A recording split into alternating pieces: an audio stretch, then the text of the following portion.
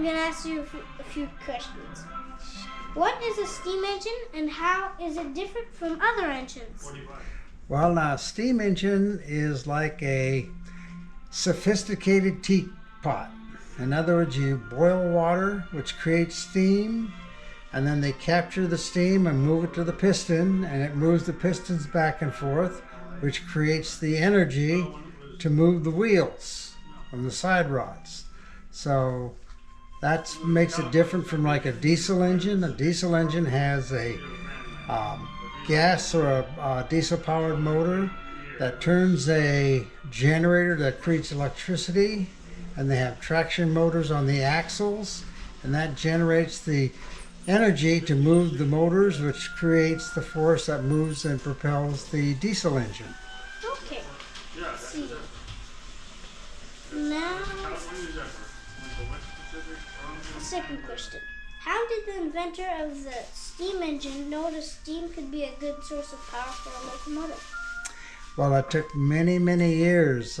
Steam first was used to create energy, to move belts and machinery, and eventually they figured out that maybe we could put this on a platform and turn some wheels and make it move like a sled or something. So they experimented many, many times, and then they finally perfected the steam engine. And the first steam engine was in England. Okay. And I forgot the one in England. It was like a horse, like a steam carriage. It looked like a steam carriage, if I remember right. Let's see. Was that the Tom Thumb was the first steam engine?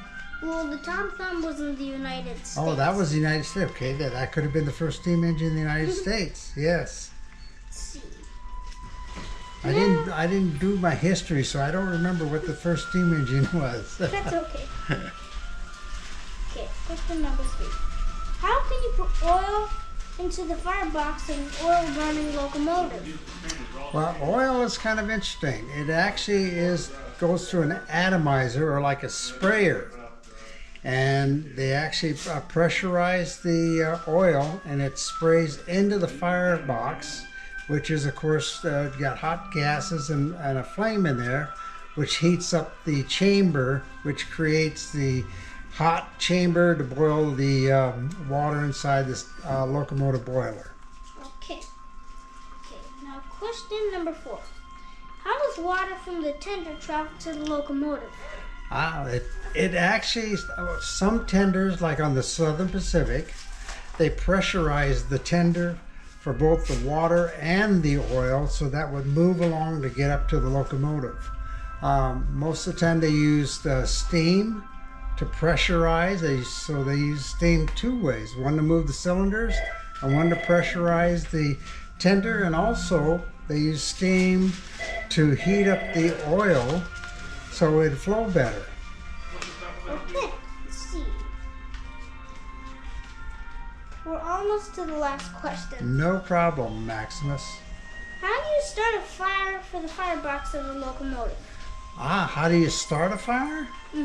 Well, now, let's say like with a coal fire, you first start with a little bit of coal, and you start getting, you get an atomizer going, so you get a draft going, air flowing in there, and then you strike a match, and usually what it is, you have what's called waste.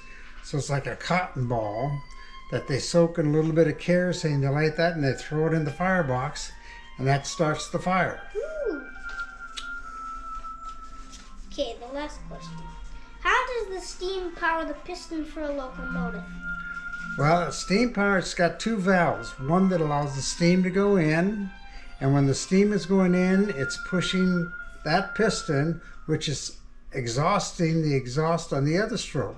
So it's actually like a 2-stroke engine. Steam is going in, pushing the piston that is exhausting the air already used. So it's kind of a reciprocal motion. Okay. This is one question.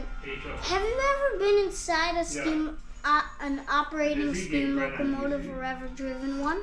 Well, surprising you asked that question. Have you ever heard of locomotive Santa Fe 3751? Yes. Yes? Well, I am a fireman on that crew. Ooh, that's Yeah. So, yes, I've been inside locomotives. I've been in 4449. cool. Ooh, the daylight. Yeah. I've been inside the Challenger, Ooh. 3985, and of course, 844.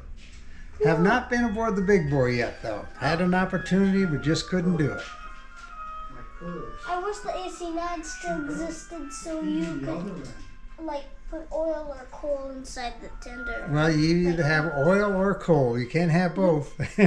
Oil is more, they say it's more efficient. I think it is. And, like, It's more cleaner, that's for sure.